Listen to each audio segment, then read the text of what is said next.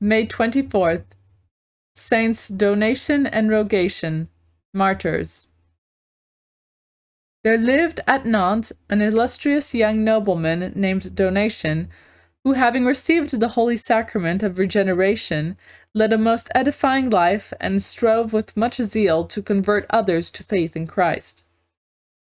His elder brother, Rogation, was not able to resist the moving example of his piety and the force of his discourses, and desired to be baptized.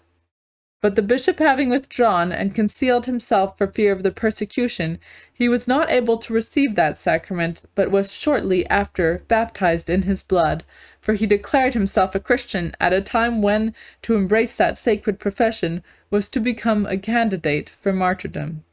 Donation was impeached for professing himself a Christian and for having withdrawn others, particularly his brother, from the worship of the gods.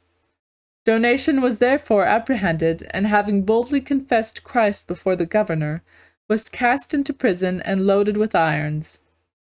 Rogation was also brought before the prefect, who endeavored first to gain him by flattering speeches, but finding him inflexible, sent him to prison with his brother. Rogation grieved that he had not been able to receive the sacrament of baptism, and prayed that the kiss of peace which his brother gave him might supply it. Donation also prayed for him that his faith might procure for him the effect of baptism, and the effusion of his blood that of the sacrament of confirmation. They passed that night together in fervent prayer.